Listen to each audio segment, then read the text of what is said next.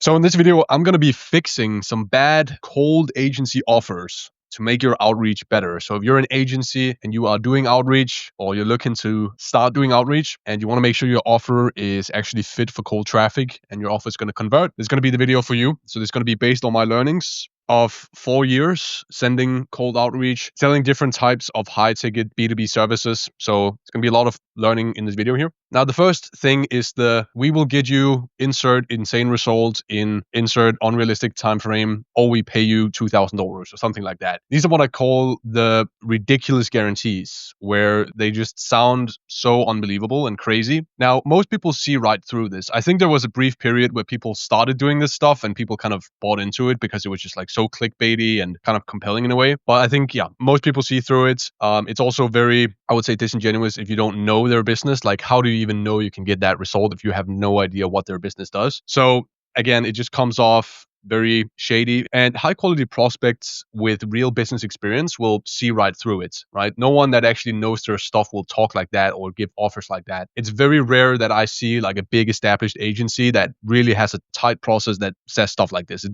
doesn't happen.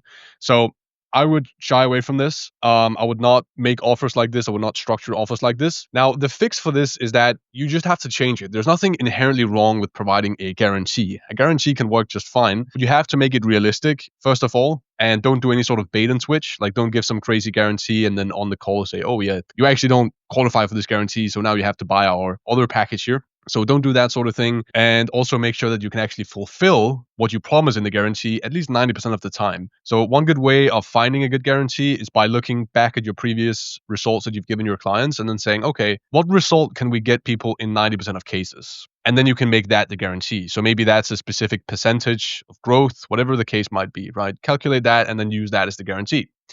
And also don't onboard low quality clients if you're going to do a guarantee, right? That's the issue. If you're providing a guarantee and you're onboarding low quality clients, well, you're not going to be able to fulfill the guarantee. You're going to have a bunch of people you need to refund. People are going to be angry, and it's just going to be a mess, quite honestly. So make sure that you actually onboard people that are serious and have good companies if you do a guarantee.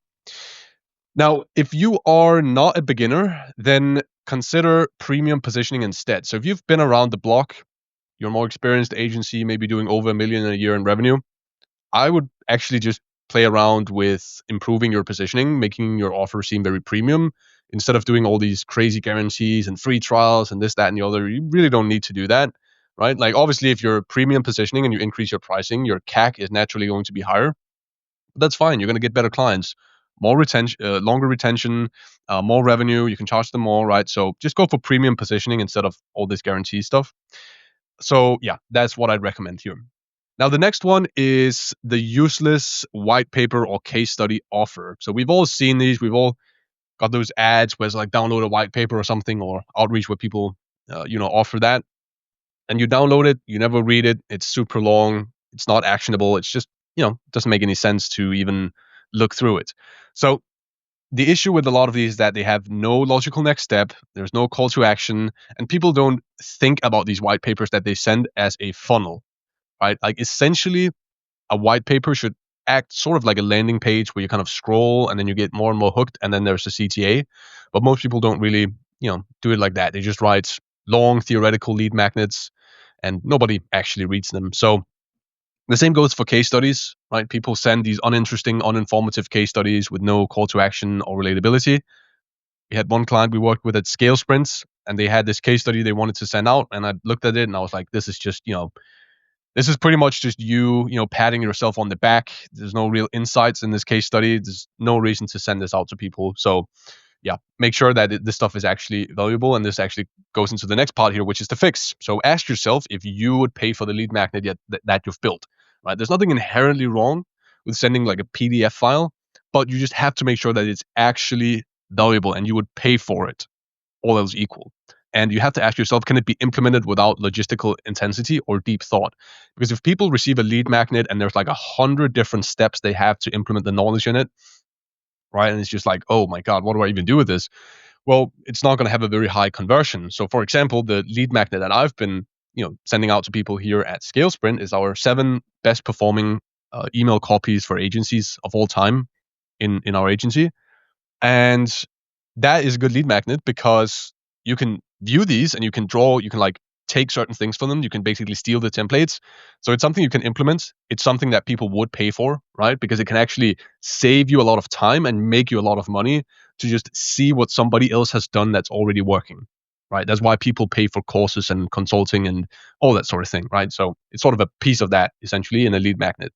So you also have to ask yourself, right, does it logically lead to a next step that gets you paid, right? Because we have to view this from first principles. We're not out here to send people a bunch of free stuff. We're actually out here to get people to pay you more money. And so there needs to be sort of a logical funnel structure to this where them downloading the lead magnet has to lead to them actually paying you down the line and believing that you're an expert and so on. So yeah, do that. Have a call to action. An example for our company could also be like a cold outreach checklist, right? So a checklist for your email copies because it's very fast to implement, and it doesn't require a lot of logistical intensity or deep thought to just look at a checklist and compare it to what you're doing. The next one here is the hidden sales call audit, as I call it, right? So this is when you offer an audit, but it just smells like a sales call, right? It's kind of like a sales call in disguise. And so prospects these days can often sense this will happen because they've received that offer quite a bit, and nobody wants to believe that they're getting a real valuable audit and then just sit on a 20 slide PowerPoint presentation that's just all pitching and no real audit, right? So if you say that you want to audit their stuff, you actually have to go ahead and execute a proper audit, right? So provide an actual agenda for the audit, exactly what you're going to be looking through, make it immediately valuable and actionable, and then avoid all these sales call vibes, right? You got to be very specific about what you're going to do on the audit and try to lower the sales resistance when you're pitching the audit in your cold outreach. So I actually think that the audit offer can be very, very strong. But again, you have to think about these things. You have to test it. You have to be very smart in the way that you position your audit. The next thing is basically the non-offer, where you just offer a service. So some people think that their service is an offer, and this is just not the case, right? You offering Facebook ads as a service is not really an offer, because the offer is more like the holistic picture. It's like, what do you get? Like, what's the deal, right? That's how you can position it. What's the deal here, right? That's the offer. So it's not just your service in and of itself, right? Let's say you're offering a guarantee, to take the example from before, right? So you can say, I will run your Facebook ads the same way I've been running. Let's say you're targeting law firms or something, right? I will run your law firms Facebook ads the same way I did it for this other law firm that basically got this result, and I will guarantee that you get the same results or you don't pay. Something like that, right? That's an offer, right? That's a holistic picture, right? Like you're basically in that sentence, you're including, I've done this before. I'm going to guarantee you the same results I've gotten for other law firms, right? And then you can also add a time frame if you want to, right, within a specific time frame. So that's an offer. That is something very tangible. That is like, what do you get? That answers the question, what do you get? What's the deal? But if you're just saying, hey, I do Facebook ads for you, it's not an offer. So yeah. So either create an actual offer or at least try to tie the service to a benefit instead of just naming the service that you do, because it's in most markets that's not really going to work unless it's a market that's not saturated at all, in which case maybe you can get away with that. The next thing is the pay per results offer, right? So basically you're saying, I'm only going to charge if you get X result. Now, this, in my opinion, works in some industries where it's like common, right? Maybe you could argue that collections firms, right, that collect payments from customers that haven't paid a specific company, right? I think that's pretty standard in that industry. But if you're like providing services as an agency, I would argue that pay per result only works with very high tier customers. I would never ever do pay per result with low quality clients just to have a higher sales velocity and a higher sales volume and closing rate. It's just not worth it, right? And most people, when they begin, they start doing this. I actually think this is a terrible idea in the beginning of an agency. I think you should only do this once you've gotten to a point where you can attract super high tier clients, and then you can start doing this because you know that they know their stuff. Because if you're doing pay per result, there's a good chance that you're relying on something external that is a characteristic of their company, and you're putting yourself at risk by offering a pay per result service. So the fix here is to make at least some part of your offer, a fixed payment, a retainer. You can still have the performance-based elements, which would be a good sort of mix here. But people requiring you to work for free or results only is very ridiculous. And I think there's a lot of prospects out there these days that have this very arrogant sort of mindset where they think that all service providers owe them a free service, because I've been working with companies in the past that it didn't work out with them, so now you need to do it for free, right, until I get results. It's ridiculous, right? It's just them sort of taking their past experiences that were probably caused by the lack of quality of their own company, and then applying that same logic to all service providers, which is not fair. Another one is we replace XYZ employees, right? This is very common for a lot of AI companies. They say this sort of thing. Now, reaching out to people and saying that you will replace something requires a lot of convincing, because it's a huge change. It is a huge change. This is mentioned in the book Gap Selling, where this is one of the things that can actually be an obstacle in the sales process, is when too much change is happening, right? When you look at a particular solution to a problem. And additionally, you will also receive resistance from the people that are being affected, that are being replaced, right? So the fix here is to basically make it more about efficiency and not replacements. So you're not getting that angle of, we're going to do this radical thing and you're going to have to replace something. I wouldn't run with an offer like that.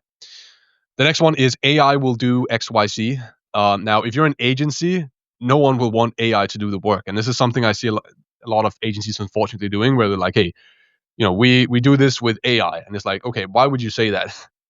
Right? No one's AI to actually do the service, especially if it's a high ticket service, right?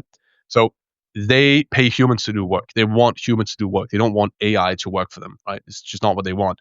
So the fix is to be AI enabled, but don't remove the focus on human labor. And remember that people don't just value results in and of themselves. They also value the effort that they perceive that you put in. And this is part of the reason why you also want to be, frequently updating your clients and so on and so forth. It's exactly because of that. And the same goes for the sales process, right? If they think that you're just going to hand over the entire service delivery to an AI, they're not going to want that. So, yeah.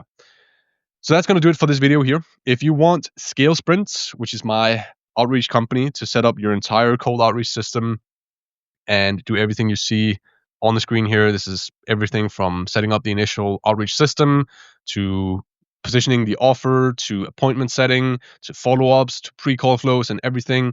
Then you can check out scalesprints.io. There is a done with you and a done for you package depending on what you prefer. And this is going to be the best outreach system you can get in 2026. This is going to make you over $1 million easily if you implement it correctly and you have a good offer. So that's going to be it for this video. Thanks for watching and have a good day.